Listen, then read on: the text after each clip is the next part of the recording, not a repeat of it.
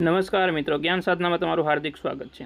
મિત્રો, આજે આપણે ટાટ મુખ્ય પરીક્ષાને ધ્યાને રહીને મોસ્ટ આઈએમપી નિબંધ જોવાના છીએ અને 3 મોસ્ટ આઈએમપી નિબંધ કયા છે તો કે ભાઈ એનઈપી 2020 શિક્ષકની બદલાતી ભૂમિકા, બીજો નિબંધ છે શિક્ષણમાં એઆઈ તક પડકાર અને જવાબદારી અને ત્રીજો નિબંધ છે ડિજિટલ યુગમાં શિક્ષકની ભૂમિકા। આ 3માંથી એક મિત્રો પાક્કું તમારે પરીક્ષામાં હશે ને હશે કા તમારે નિબંધ પૂછાશે મિત્રો આ 3માંથી, કા તમને એ પત્રમાં જોવા મળશે અથવા તો તમને એ ચર્ચાપત્રમાં જોવા મળશે। આ 3માંથી એક જગ્યાએ તમને 100% કંઈક ને કંઈક જગ્યાએ તમને આ 3માંથી કોઈ એક નિબંધ પત્ર અથવા ચર્ચાપત્રમાં જોવા મળશે। તો વિડીયો અંત સુધી જોજો, તમારા માટે ઉપયોગી છે ને વિડીયો ગમે તો શેર જરૂર કરજો। ક્લિયર? તો પહેલા નિબંધથી આપણે શરૂઆત કરી, નવી શિક્ષણ નીતિ 2020 અને શિક્ષકની બદલાતી ભૂમિકા। એમાં આપણે આવું કંઈક પંક્તિ લખી શકીએ કે શિક્ષક માત્ર જ્ઞાન આપનાર નથી પરંતુ વિદ્યાર્થીની અંદર રહેલી ક્ષમતાને ઓળખી તેને વિકાસ કરનાર માર્ગદર્શક છે। નવી શિક્ષણ નીતિ 2020 ભારતીય શિક્ષણ વ્યવસ્થાને 21મી સદીની જરૂરિયાતો અનુસાર બદલવાનો પ્રયાસ કરે છે। આ નીતિ શિક્ષણને માત્ર પાઠ્યપુસ્તક, પરીક્ષા અને ગુણોથી આગળ લઈ જઈ કૌશલ્ય, સર્જનાત્મકતા અને મૂલ્યો અને સર્વાંગી વિકાસ સાથે જોડે છે। રાઈટ? આની સાથે મિત્રો આપણે કહી શકાય કે 5 આધારસ્તંભો, જે પાયાના આધારસ્તંભો છે એ પણ તમે અહીંયા લખી શકો છો। કયા 5 આધારસ્તંભ તમને ખબર હશે? ના ખબર હોય તો જે મિત્રોને ખબર હોય કમેન્ટમાં જણાવજો। રાઈટ? ભારતમાં શાળા શિક્ષણ ક્ષેત્ર ખૂબ વિશાળ છે। તાજેતરમાં યુડાઇસ પ્લસ આંકડા મુજબ દેશમાં આશરે 14.7 લાખ શાળાઓ, 24 કરોડથી વધુ વિદ્યાર્થીઓ અને 1 કરોડથી વધુ શિક્ષકો છે। આટલી મોટી શિક્ષણ વ્યવસ્થામાં ગુણવત્તાયુક્ત શિક્ષણ પહોંચાડવા માટે શિક્ષકની ભૂમિકા અત્યંત મહત્વની છે। મિત્રો, આ જે આંકડાકીય ડેટા છે ને તમે બધામાં યુઝ કરી શકો। જ્યાં શિક્ષક અથવા શિક્ષણની વાતચીત કરેલી છે ત્યાં બધે આંકડાકીય ડેટા તમે ઉપયોગ કરી શકો છો। રાઈટ? અને ગુણવત્તાયુક્ત શિક્ષણ પહોંચાડવા માટે શિક્ષકની ભૂમિકા અત્યંત મહત્વની છે, કારણ કે શિક્ષક જો ગુણવત્તાયુક્ત શિક્ષણ આપશે તો સ્વાભાવિક છે શિક્ષણ ગુણવત્તાયુક્ત મળશે। નેક્સ્ટ આપણે જો જોઈએ તો નવી શિક્ષણ નીતિઓ પરંપરાગત ભણાવનાર શિક્ષકને શીખવાની પ્રક્રિયાના માર્ગદર્શકમાં પરિવર્તિત કર્યો છે। હવે શિક્ષક માત્ર માહિતી આપતો નથી પરંતુ વિદ્યાર્થીને પ્રશ્નો પૂછવા, વિચારવા, શોધ કરવા અને અનુભવ દ્વારા શીખવા પર પ્રેરિત કરે છે। રાઈટ? એક સમય હતો કે માત્ર ને માત્ર શિક્ષક ભણાવતા હતા, પણ હવે ભણાવવાની સાથે સાથે એને પ્રશ્ન પણ પૂછવાના છે, વિચારતા કરવાના છે। રાઈટ? કંઈક નવું શોધ કરે અને સાથે સાથે અનુભવ દ્વારા શીખે એવું આપણે અહીંયા શિક્ષકની વાતચીત કરેલી છે। એનઈપી 2020 હેઠળ 5+3+3+4 શૈક્ષણિક માળખું અપનાવવામાં આવ્યું। પહેલાં જે હતું એ પણ તમે લખી શકો છો કોઠારી પંચના દરમિયાન। રાઈટ? અને અત્યારે હાલ છે 5+3+3+4 અને આ બધા જ કહી શકાય કે સ્ટેજને તમે વારાફરતી તમે એને ભણાવી શકો છો। 5મું જે પ્રાઇમરી સ્ટેજ છે, ફાઉન્ડેશન સ્ટેજ છે, રાઈટ? એ બધું તમે 1 by 1 એક સાથે અહીંયા લખી શકો છો। તેથી શિક્ષકે બાળકની ઉંમર, માનસિક વિકાસ અને શીખવાની ક્ષમતા અનુસાર શિક્ષણ આપવું જોઈએ। મિત્રો, આજના ડિજિટલ યુગમાં શિક્ષકની ભૂમિકા ટેકનોલોજી સાથે પણ જોડાય છે। તાજેતરના આંકડાકીય મુજબ 63%થી વધુ શાળાઓ કમ્પ્યુટર ઇન્ટરનેટની સુવિધા ઉપલબ્ધ થઈ છે। મિત્રો, આજે 63%થી વધુ શાળાઓમાં કમ્પ્યુટર અને ઇન્ટરનેટ છે તો ખરું, રાઈટ? પણ શું એ કહી શકાય કે ટેકનોલોજીનો જાણકાર શિક્ષક છે ખરો? રાઈટ? તો એ પડકાર રૂપે તમે અહીંયા લખી શકો છો। તેથી શિક્ષકે ડિજિટલ સાધનો, ઓનલાઈન સામગ્રી અને કૃત્રિમ બુદ્ધિમત્તાનો જવાબદારીપૂર્વક ઉપયોગ કરી અને શિક્ષણને વધુ રસપ્રદ અને અસરકારક બનાવવું જોઈએ મિત્રો। રાઈટ? પરંતુ પડકાર પણ છે। દેશમાં હજુ 1 લાખથી વધુ શાળાઓ એક જ શિક્ષકથી ચાલે છે। જો મિત્રો, સ્વાભાવિક છે દેશમાં ઘણી એવી શાળાઓ છે જ્યાં માત્ર ને માત્ર એક જ શાળા છે। રાઈટ? એ વિચારવા જેવી વાત છે। ગુજરાતની જો વાતચીત કરીએ તો મિત્રો 2000થી પણ વધારે એવી સ્કૂલ છે જ્યાં માત્ર ને માત્ર એક જ કહી શકાય કે શિક્ષક છે। આવી સ્થિતિમાં શિક્ષકને અનેક ધોરણો, વિષયો અને વહીવટી જવાબદારીઓ સંભાળવી પડે છે। તેથી શિક્ષકને યોગ્ય નિમણૂક, સતત તાલીમ અને ટેકનોલોજી સશક્તિકરણ જરૂરી છે, કારણ કે જો શિક્ષકને જ બધી માહિતી ખબર હશે તો એ વિદ્યાર્થીને સરખી રીતે ભણાવી શકશે। રાઈટ? એટલે કહી શકાય કે શિક્ષકને પહેલાં તાલીમ લઈ અને સશક્ત થવું જરૂરી છે। મિત્રો, નવી શિક્ષણ નીતિ 2020 શિક્ષકને માત્ર જ્ઞાનનો સ્ત્રોત નહીં પરંતુ માર્ગદર્શક, પ્રેરક, ટેકનોલોજી સક્ષમ શિક્ષક અને વ્યક્તિત્વ ઘડતર તરીકે સ્થાપિત કરે છે। બદલાતા યુગ સાથે સતત શીખતો અને દરેક વિદ્યાર્થીની ક્ષમતાને વિકસાવતો શિક્ષક જ વિકસિત ભારત 2047નો મજબૂત પાયો તૈયાર કરે છે। મિત્રો, આ રીતે તમારે નિષ્કર્ષ કરવાનો છે। લાસ્ટમાં આવી પંક્તિ લખી શકાય કે નવી શિક્ષણ નીતિનું સફળ અમલીકરણ શિક્ષકના બદલતા વિચાર અને કાર્ય પર આધારિત છે। મિત્રો, ક્લિયર? જો આ રીતે નિબંધ લખીશો, મેં કહ્યું એમ તમને કંઈક ને કંઈક જગ્યાએ આ જોવા મળશે, પત્ર હોય, ચર્ચાપત્ર હોય કે નિબંધ। એટલે 3 નિબંધ ખાસ મિત્રો જોજો અને છેલ્લે સુધી જોજો। ક્લિયર? આ જો કહી શકાય કે આ વિડીયોની પીડીએફની તમારે જે કંઈ કહી શકાય કે ઇન્ફોર્મેશન જોઈએ છે ટેલિગ્રામની અંદર તમને જોવા મળી જશે। તો જોઈન ના કરી તો જોઈન કરી લેજો, ડિસ્ક્રિપ્શનમાં લિંક આપેલી છે। નેક્સ્ટ, શિક્ષણમાં કૃત્રિમ બુદ્ધિમત્તા, એઆઈ તક, પડકાર અને જવાબદારી। એઆઈ શિક્ષણને ઝડપી બનાવી શકે છે પરંતુ શિક્ષણને માનવીય બનાવવાનું કાર્ય શિક્ષક જ મિત્રો કરી શકે, કારણ કે શિક્ષકની અંદર મિત્રો કહી શકાય કે લાગણી રહેલી છે। સૌથી મોટો ભેદભાવ આ છે એઆઈ અને શિક્ષણમાં। ક્લિયર? તો આજના ડિજિટલ યુગમાં કૃત્રિમ બુદ્ધિમત્તા શિક્ષણ ક્ષેત્રમાં ક્રાંતિકારી પરિવર્તન લાવી રહી છે। એઆઈ હવે માત્ર ભવિષ્યની કલ્પના નથી પરંતુ વર્તમાન શિક્ષણનો મહત્વપૂર્ણ ભાગ બની રહી છે। ભારતમાં શૈક્ષણિક વ્યવસ્થા અત્યંત વિશાળ છે।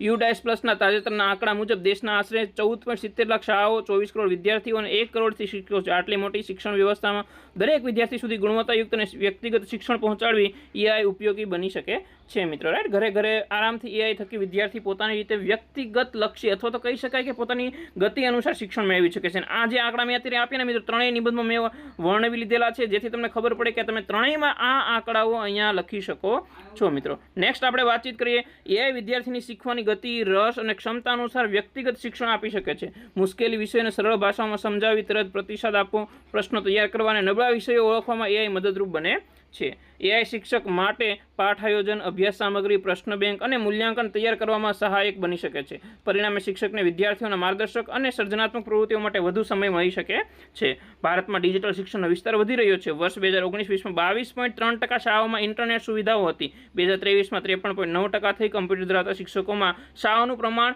પણ 38.5%થી વધીને 57% થયું છે. આ પ્રગતિ એઆઈ આધારિત શિક્ષણ માટે નવીન તકો ઊભી કરે છે. મિત્રો, આવી આંકડાકીય માહિતી જ્યારે તમે નિબંધની અંદર લખો છો ને, ત્યારે તમારો નિબંધ કહી શકાય કે બીજા વિદ્યાર્થીઓથી અલગ આવશે અને ત્યારે જ તમારે મિત્રો 8ની આસપાસ માર્ક્સ આવી શકે છે મિત્રો. ક્લિયર?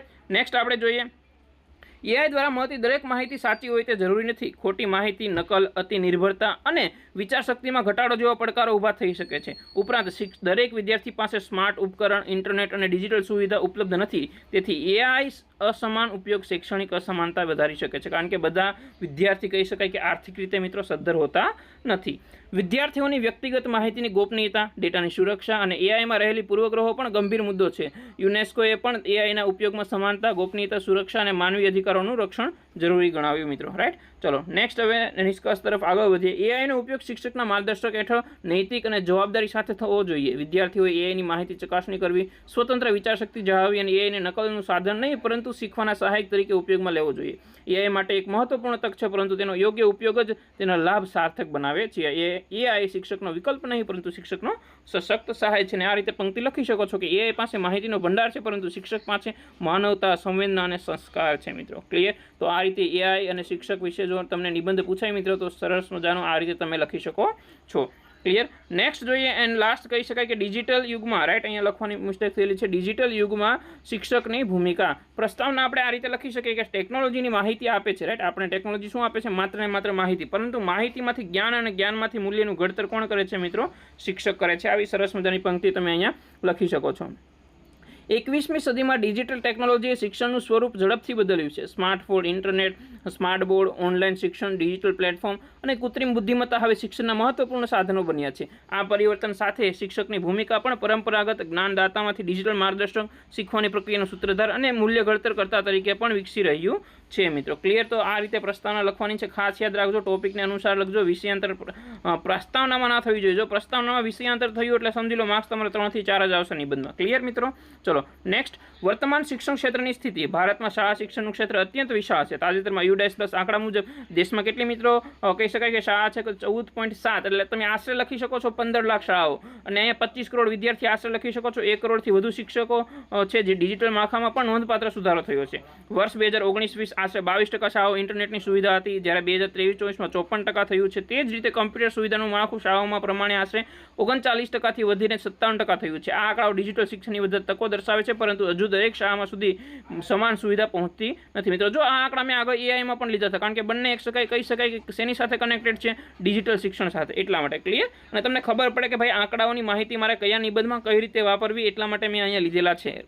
રાઈટ, જેથી તમે બીજા વિદ્યાર્થીઓથી અલગ તારવી આવો. નેક્સ્ટ આપણે ડિજિટલ યુગમાં શિક્ષકની બદલાતી ભૂમિકા જોઈએ. રાઈટ, આજે શિક્ષક માત્ર પાઠ ભણાવતો નથી, પરંતુ વિદ્યાર્થીઓને યોગ્ય માહિતી શોધવી, માહિતીની સત્યતા ચકાસવી, તેને જવાબદારીપૂર્વક ઉપયોગ કરવો શીખવે છે. શિક્ષક વિડીયો, ડિજિટલ સામગ્રી, ઓનલાઈન ક્વિઝ, વર્ચ્યુઅલ પ્રયોગ અને એઆઈ આધારિત સાધનો દ્વારા શિક્ષણને વધુ રસપ્રદ અને વિદ્યાર્થી કેન્દ્રી બનાવે છે. ડિજિટલ સાધનો દ્વારા શિક્ષક વિદ્યાર્થીઓની પ્રગતિ ઝડપી મૂલ્યાંકન કરી શકે છે અને તેમની જરૂરિયાત મુજબ વ્યક્તિગત માર્ગદર્શન આપી શકે છે. ઓનલાઈન શિક્ષણ દ્વારા દૂરના અને ગ્રામ્ય વિસ્તારો સુધી ગુણવત્તાયુક્ત શિક્ષણ સામગ્રી પહોંચાડવાની તક પણ મિત્રો ઊભી કરી શકે છે. એટલે કહી શકાય કે આ શિક્ષકની ભૂમિકા છે. રાઈટ, એક સમય હતો ત્યારે અલગ હતી, પણ અત્યારે ટેકનોલોજીને ધ્યાનમાં રાખીને શિક્ષકની કહી શકાય કે ભૂમિકા બદલાઈ છે. તો એને ધ્યાનમાં રાખીને તમારે આ 2 પેરેગ્રાફ લખવાના છે. નેક્સ્ટ આપણે મિત્રો વાતચીત કરીએ પડકારો અને જવાબદારી. ડિજિટલ યુગમાં ખોટી માહિતી, સાયબર જોખમો, ડિજિટલ અસમાનતા, સ્ક્રીન પર આત્મનિર્ભરતા અને એઆઈનો અયોગ્ય ઉપયોગ જેવા પડકારો છે. તેથી શિક્ષકે વિદ્યાર્થીઓમાં ડિજિટલ સાક્ષરતા, સાયબર સુરક્ષા, નૈતિકતા અને સ્વતંત્ર વિચારશક્તિ વિકસાવવી